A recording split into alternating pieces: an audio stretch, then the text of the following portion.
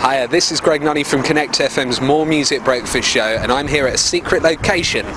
Well, actually, it's not a secret location anymore. It's Northampton School for Boys, and the reason why I'm here is because Matt Smith, the brand new Doctor Who, went to school here, and this afternoon they've got an exclusive screening of the first episode of the brand new series. Not only that, but Matt Smith and his brand new companion Karen Gillan, who plays Amy, will be here to talk to the kids and to talk to the press. In fact, I'm about to go inside and have a chat with him, and I'm really, really excited. The brand new Doctor Who.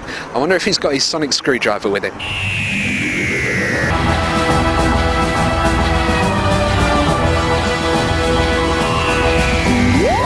Right, well, we've been talking about it all week and delighted to be joined by the stars of the brand new Doctor Who. It's Matt Smith and Karen Gillan. Guys, thank you very much for coming to Northampton, and thanks for coming to talk to us. Now, of course, this is a homecoming for you because you're not only back in your hometown but back at your old school, and it must be unusual, I guess, to be back here. Yeah, it's kind of extraordinary, and it was an overwhelming welcome, but it's your sense memory plays havoc with you. It's strange, but I feel very proud and humbled by the raucous and encouraging welcome. I really do. Yes, now there's loads and loads of kids in there at the moment watching the show, and they've given you a great reception since you've been here, haven't they? Yeah, I mean, what a lovely school Matt went to, by the way. And yeah, they were all really enthusiastic and you know, very and yeah, Matt made Matt feel really welcome home. Yeah. I think. And you, Kaz. Yeah, and I felt very welcomed. Now, you've been doing the tour all week, and of course you were back in Scotland right at the beginning of the week. Has it started to kind of wear you down now, or is it still good to get out and see people ahead of the show? Well, you know, you do sort of feel very tired on the bus, but then you walk out into something quite amazing, and it sort of just gives you a burst of energy. Yeah, I think we are quite tired, aren't we? Because it's quite demanding. But, you know, it's something that is, you know, the payoff's so wonderful that you keep marching through because it's brilliant, and we get to come and see the reaction of people watching Doctor Who.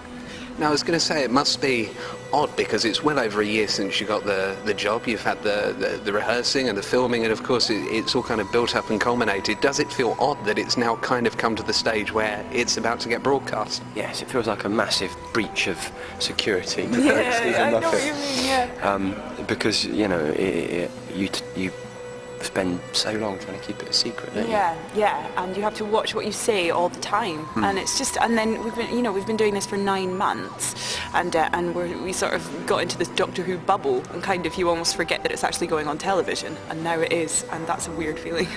Has it lived up to the preconceptions, the expectations? I mean, you've done an episode of the show before, haven't you, before this series, but for you, has it been what you expected it to be?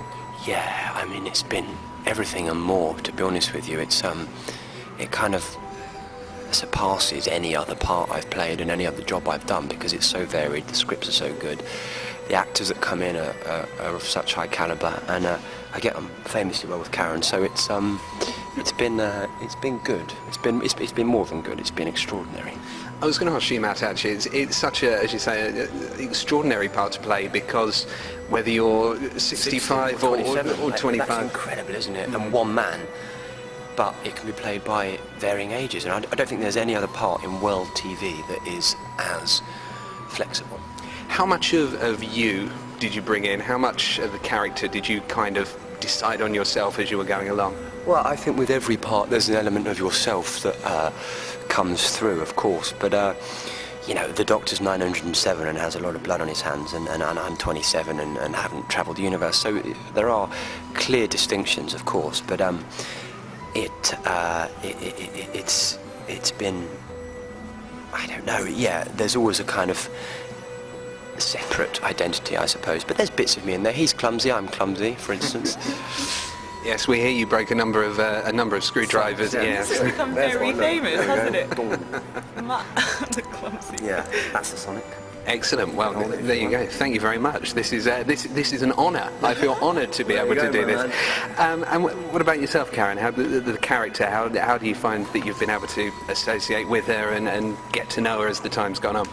Well, I don't know. It's kind of an instinctual thing. I think when you read the script and then you have, you have instincts on what you're going to do with it.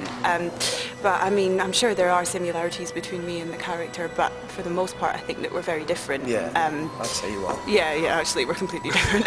I don't know what I'm talking about. She's much cooler than me. You're quite mad as well, aren't you? You're quite kooky. Well, I've been told. So it's just hours now till the show goes out. What can people expect? Because you've got fans older than you, and like we say, it's such a different character. Everybody has their favourite. Is there stuff for old fans and stuff for new fans? What can people look forward to? Definitely. There's definitely things for kind of adults and the kids, isn't there? Yeah, there really is. And because Stephen Moffat is such a cheeky writer as well, there's so much wit in his writing, but there's a great deal of magic in this particular series, I think. There's a real sense of a fairy tale, and that's something that I'm very proud of. Yeah, and in terms of the whole series, there's just kind of an interesting thing running throughout it, which is quite new for the show, I think. But you can't talk about that. No. Exactly, that's the thing. Sadly not. Okay, well, thank you very much for talking to us, and it's great to see you back in Northampton, Matt, and Karen, lovely to meet you. Thank you very much.